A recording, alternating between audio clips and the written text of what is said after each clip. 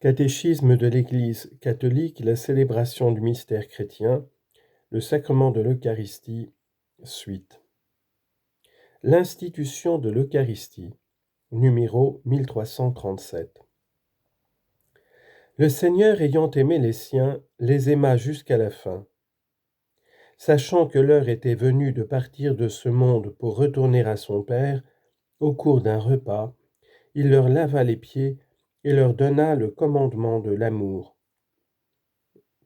Jean chapitre 13. Pour leur laisser un gage de cet amour, pour ne jamais s'éloigner des siens, et pour les rendre participants de sa Pâque, il institua l'Eucharistie comme mémorial de sa mort et de sa résurrection, et il ordonna à ses apôtres de le célébrer jusqu'à son retour, les établissant alors prêtres du Nouveau Testament. Les trois évangiles synoptiques et saint Paul nous ont transmis le récit de l'institution de l'Eucharistie. De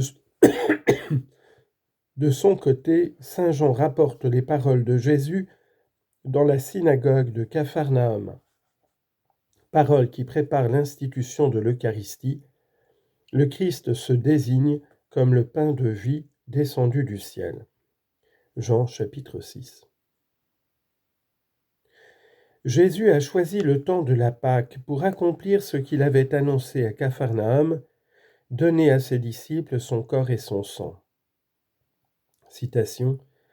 Vint le jour des Azymes où l'on devait immoler la Pâque. Jésus envoya alors Pierre et Jean. Allez, dit-il, nous préparer la Pâque, que nous la mangions. Ils s'en allèrent donc et préparèrent la Pâque. L'heure venue, il se mit à table avec ses apôtres et leur dit, « Je désirais avec ardeur manger cette Pâque avec vous avant de souffrir. Car, je vous le dis, je ne la mangerai jamais plus jusqu'à ce qu'elle s'accomplisse dans le royaume de Dieu. » Puis, prenant du pain et rendant grâce, il le rompit et le leur donna en disant, « Ceci est mon corps qui va être donné pour vous. Faites ceci en mémoire de moi. » Il fit de même pour la coupe, après le repas, disant, « Cette coupe est la nouvelle alliance en mon sang qui va être versée pour vous. » Luc chapitre 22, versets 7 à 20. En célébrant la dernière scène avec ses apôtres au cours du repas pascal, Jésus a donné son sens définitif à la Pâque juive. En effet, le passage de Jésus à son Père par sa mort et sa résurrection, la Pâque nouvelle, est anticipé dans la scène et célébré dans l'Eucharistie qui accomplit la Pâque juive et anticipe la Pâque finale de l'Église dans la gloire du royaume. Faites ceci en mémoire de moi. Le commandement de Jésus de répéter ses gestes et ses paroles jusqu'à ce qu'ils viennent ne demande pas seulement de se souvenir de Jésus et de ce qu'il a fait. Il vise la célébration liturgique par les apôtres et leurs successeurs du mémorial du Christ, de sa vie, de sa mort et de sa résurrection et de son intercession auprès du Père. Dès le commencement, l'Église a été fidèle à l'ordre du Seigneur. De l'Église de Jérusalem, il est dit, citation, « Il se montrait assidu à l'enseignement des apôtres, fidèle à la communion fraternelle, à la fraction du pain et aux prières. Jour après jour, d'un seul cœur, ils fréquentaient assidûment le temple et rompaient le pain dans leur maison, prenant leur nourriture avec joie et simplicité de cœur. » Actes chapitre 2, versets 42 et 46. C'était surtout le premier jour de la semaine, c'est-à-dire le jour du dimanche, le jour de la résurrection de Jésus, que les chrétiens se réunissaient pour rompre le pain. Actes chapitre 20, verset 7. Dans ces temps-là, jusqu'à nos jours, la célébration de l'Eucharistie s'est perpétuée, de sorte qu'aujourd'hui nous la rencontrons partout dans l'Église avec la même structure fondamentale. Elle demeure le centre de la vie de l'Église. Ainsi, de célébration en célébration, annonçant le mystère pascal de Jésus jusqu'à ce qu'il vienne, 1 Corinthiens 11, 26, le peuple de Dieu en pèlerinage s'avance par la porte étroite de la croix, vers le banquet céleste, quand tous les élus s'assiéront à la table du royaume. 4. La célébration liturgique de l'Eucharistie. La messe de tous les siècles. Dès le IIe siècle, nous avons le témoignage de saint Justin le martyr sur les grandes lignes du déroulement de la célébration eucharistique. Elles sont restées les mêmes jusqu'à nos jours pour toutes les grandes familles liturgiques. Voilà ce qu'il écrit vers 155 pour expliquer à l'empereur païen Antonin le Pieux, 138-161, ce que font les chrétiens.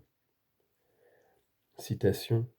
Le jour qu'on appelle jour du soleil a lieu le rassemblement en un même endroit de tous ceux qui habitent la ville ou la campagne. On lit les mémoires des apôtres et les écrits des prophètes autant que le temps le permet. Quand le lecteur a fini, celui qui préside prend la parole pour inciter et exhorter à l'imitation de ces belles choses. Ensuite, nous nous levons tous ensemble et nous faisons des prières, pour nous-mêmes et pour tous les autres, où qu'ils soient, afin que nous soyons trouvés justes par notre vie et nos actions et fidèles au commandement pour obtenir ainsi le salut éternel. Quand les prières sont terminées, nous nous donnons un baiser les uns aux autres. Ensuite, on apporte à celui qui préside les frères du pain et une coupe d'eau et de vin mélangés. Il les prend et fait monter louange et gloire vers le Père de l'univers par le nom du Fils et du Saint-Esprit, et il rend grâce, en grec eucharistian, longuement de ce que nous avons été jugés dignes de ces dons. Quand il a terminé les prières et les actions de grâce, tout le peuple présent pousse une acclamation en disant « Amen ». Lorsque celui qui préside a fait l'action de grâce et que le peuple a répondu, ceux que chez nous on appelle diacres distribuent à tous ceux qui sont présents du pain et du vin et de l'eau eucharistiée, et ils en apportent aux absents. Fin de citation. La liturgie de l'Eucharistie se déroule selon une structure fondamentale qui s'est conservée à travers les siècles jusqu'à nous. Elle se déploie en deux grands moments qui forment une unité foncière. Le rassemblement, la liturgie de la parole, avec les lectures, l'homélie et la prière universelle. La liturgie eucharistique avec la présentation du pain et du vin, l'action de grâce consécratoire et la communion. Liturgie de la parole et liturgie eucharistique constituent ensemble un seul et même acte de culte. En effet, la table dressée pour nous dans l'Eucharistie est à la fois celle de la parole de Dieu et celle du corps du Seigneur. N'est-ce pas là le mouvement même du repas pascal de Jésus ressuscité avec ses disciples? Chemin faisant, il leur expliquait les Écritures, puis se mettant à table avec eux, il prit le pain, dit la bénédiction, le rompit et le leur donna. Luc chapitre 24, versets 13 à 35.